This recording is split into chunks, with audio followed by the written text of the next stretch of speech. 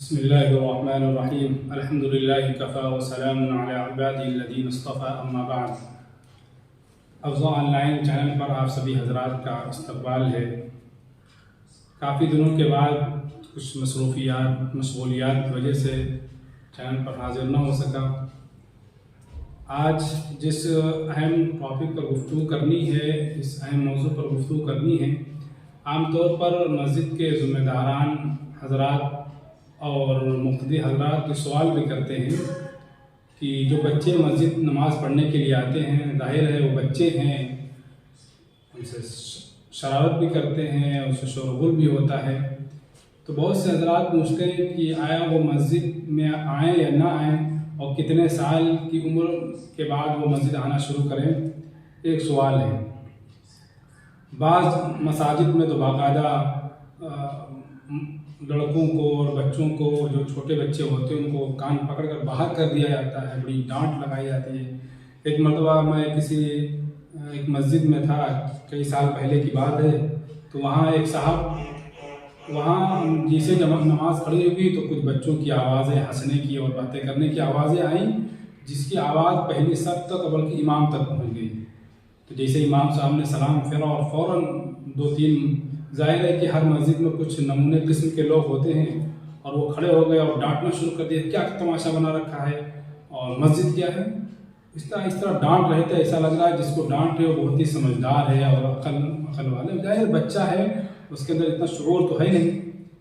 तो मैंने उनसे आहिस्ता से कहा कि बच्चे इतनी तेज़ से शोर नहीं कर रहे थे, जो कि कम अकल हैं और समझते नहीं हैं, जितनी तेज़ आप उनको डांटने में शोर मचा रहे हैं।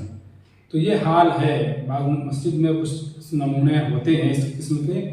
तो बहरहाल बच्चों को मस्जिद में आ रहे हैं, उनको कहाँ पर खड़ा किया जाएगा, उनको किस तरह क्या है जाए, इस सिलसिले में ये है कि हदीस पाक में हुज़ूर सल्लल्लाहु अलैहि वसल्लम ने की एक हदीस है, फरमाया कि बच्चों को और पागलों को मस्जिद से रोको, ना आने दो। तो ये हदीस का बहुत से लोग हवाला देते हैं और कहते हैं कि देखो हुज़ूर सल्लल्लाहु अलैहि वसल्लम ने मना किया है। हालांकि ऐसा हरगिज़ नहीं। ये जो हदीस है एक तो ज़ईफ़ है, दूसरे ये कि हुज़ूर सल्लल्लाहु अलैहि वसल्लम के ज़माने में भी और सहाबा इकराम के ज़माने में भी ये अमल मिलता है, जिसके और बुखारी है, मुस्लिम है और मुख्तलिफ हदीस की किताबों में ये हमें ये साबित है कि अहद नबवी में और अहद सहाबा में बच्चे मस्जिद आया करते थे। खुद हज़रत हसन हज़रत हुसैन रज़ी अल्लाह तआला अन्हु मस्जिद आते, हुज़ूर सल्लल्लाहु अलैहि वसल्लम नमाज़ पढ़ रहे हैं, पीठ पर सवार हो जाते, आप सल्लल्लाहु अलैहि वसल्लम की नवासियाँ आती और आपके कंधों पर सवार हो जाती। इसी तरह हुज़ूर सल्लल्लाहु अलैहि वसल्लम एक मरतबा खुतबा दे रहे थे और हज़रत हसन और हुसैन को आते हुए देखा, फ़ौरन खुतबा रोक दिया और नीचे उतर कर हसन हुसैन को गोद में लिया और फिर मिंबर पर चढ़े और फिर खुतबा शुरू किया। ये एक अमल है। और इसी तरह हुज़ूर सल्लल्लाहु अलैहि वसल्लम ने फरमाया कि मैं नमाज़ पढ़ाता हूँ और बच्चों के रोने की आवाज़ जब मुझे सुनाई देती है तो मैं इस वजह से अपनी नमाज को हल्की कर देता हूँ, ताकि जो उनकी माएँ हैं, जो औरतें, वो परेशान ना हो। इससे पता चलता है कि ये वो दौर है जब हुज़ूर सल्लल्लाहु अलैहि वसल्लम के ज़माने में औरतें भी मस्जिद नबवी में आकर नमाज़ अदा करती थी, तो वो बच्चे भी साथ में लाते थे।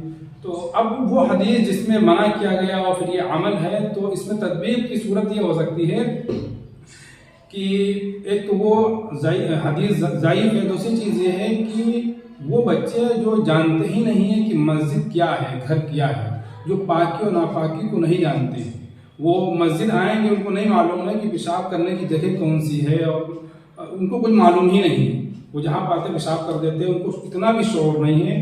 तो लिहाजा वो अगर बच्चे मस्जिद में आएंगे तो मस्जिद में गंदगी हो जाएगी और फिर मस्जिद का जो शाअरुल्लाह में से है उसके एहतराम में कमी आएगी।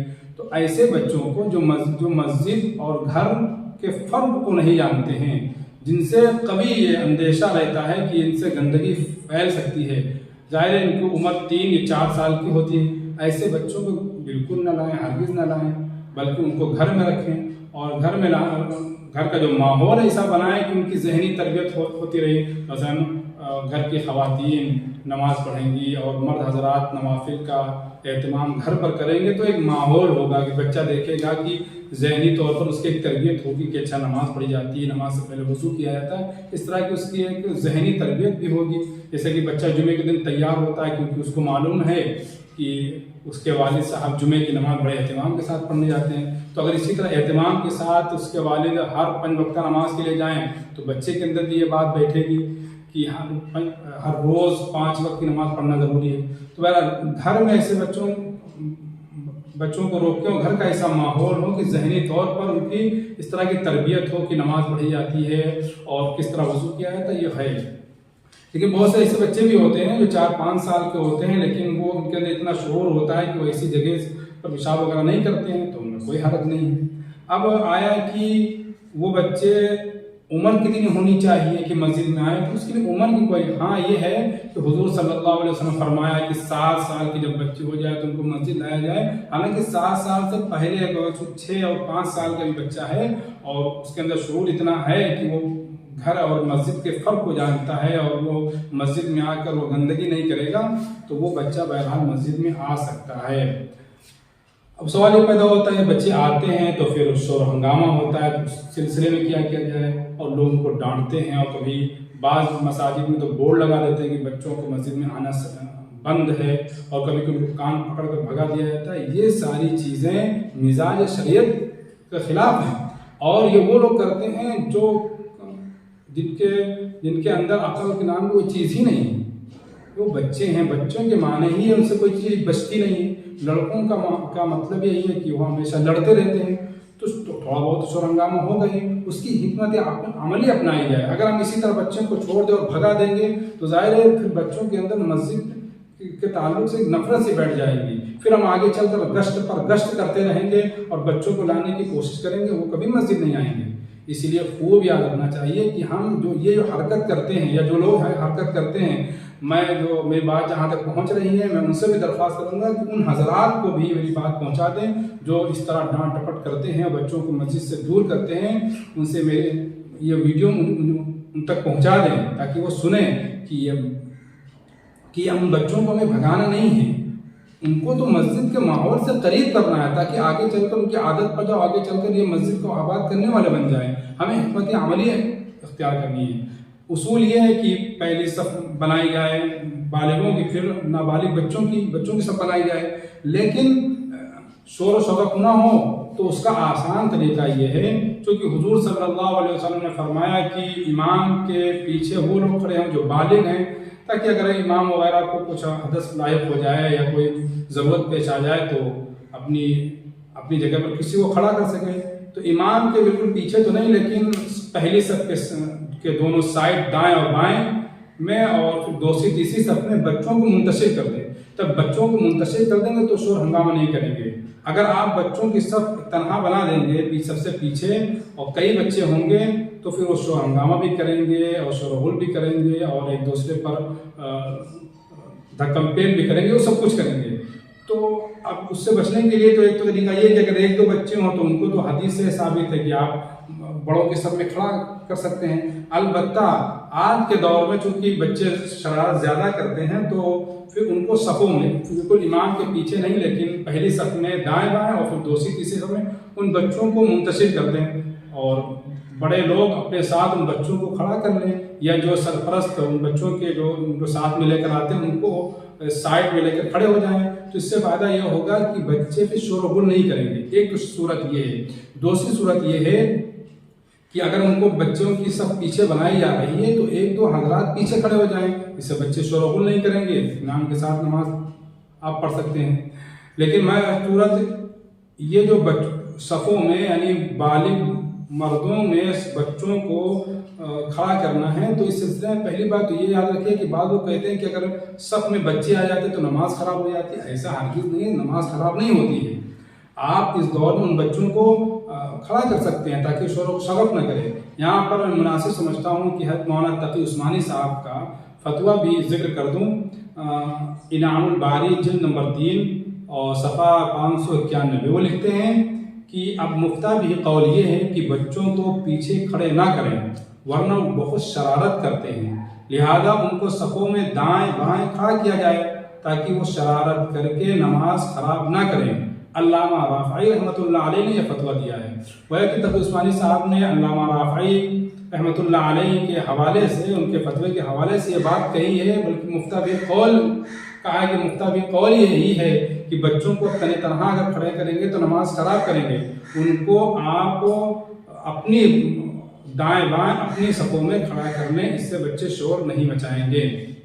और उसके बावजूद भी अगर थोड़ा बहुत शोर हंगामा करते हैं तो वो बच्चे हैं, आप उनको थोड़ा बर्दाश्त करना पड़ेगा। देखिए वो बच्चे अगर हम उनको भगा देंगे, कान पकड़ कर मस्जिद से बाहर कर देंगे, डांटेंगे, प्यार मोहब्बत से नहीं समझाएंगे और ये हिकमत अमली हिकमत अमली तैयार नहीं करेंगे, तो फिर आगे चलकर जब ये बच्चे बड़े होंगे, आप गश्त पर गश्त करते रहेंगे, ये बच्चे मस्जिद नहीं आएंगे। एक चीज़। दूसरी चीज़ ये है कि अगर बच्चों की थोड़ी बहुत आवाज़ आ रही है तो खुशखबरी हो, मुबारकबाद कि आने वाला जो कल है, जो फ्यूचर है, जो मुस्तकबिल है, उसमें हमारी मस्जिदें आबाद रहेंगी।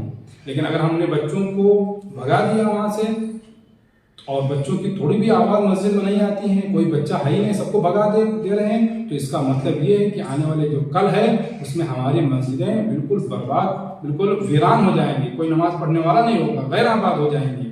इसीलिए खुदा उन नई नस्लों को, छोटे छोटे बच्चों को, ये हमारा मुस्तकबिल है, इनको मस्जिद से मुतनफिर मत कीजिए, इनको मत भगाइए। ये हिकमत अमली जो हमने बताई है कि उनको बड़ों की सफ में खड़ा कीजिए, इमाम के पीछे बिल्कुल नहीं, बल्कि दाएं बाएं उनको, ताकि वो हंगामा ना करें, या उनके अलग अगर सब बना रहे हैं तो एक दो लोग उनके साथ खड़े हो जाएं, इस तरह से हंगामा नहीं करेंगे। मस्जिद के माहौल से इन बच्चों को जोड़ें, एक माहौल होता है, उस माहौल में जब रहेंगे तो फिर उनकी एक आदत पड़ जाएगी और फिर आगे चलकर वो नमाजी बनेंगे। इसीलिए तो हुजूर सल्लल्लाहु अलैहि वसल्लम ने फरमाया कि जब बच्चा 7 साल का हो जाए तो नमाज के लिए कहो, और जब 10 साल का हो जाए तो बतौर तादीब करो, सख्ती करो। तो अब 7, 8, 9, 10, 3 साल जाएगा, उसकी आदत पड़ जाएगी। अब वो बच्चा है, 7 साल का बच्चा है, 6 साल का बच्चा जब आएगा तो थोड़ी बहुत उसके अंदर शरारत होगी ही, तो बहरहाल शरारत तो होगी ही, हम कितना भी समझाएं, लेकिन उसे हमें बर्दाश्त करना होता है। ये लोग कहते हैं कि बच्चे मस्जिद में आ जाते हैं, खलल पड़ता है, ये सब बकवास है। एक साहब थे, उनकी बकरियां मस्जिद में आ गई, तो बहुत से लोग चीखे चिल्लाने लगे, कौन, किसकी बकरियां हैं? तो एक साहब थे, वो आ गए मस्जिद में, कहाँ है मौलवी साहब?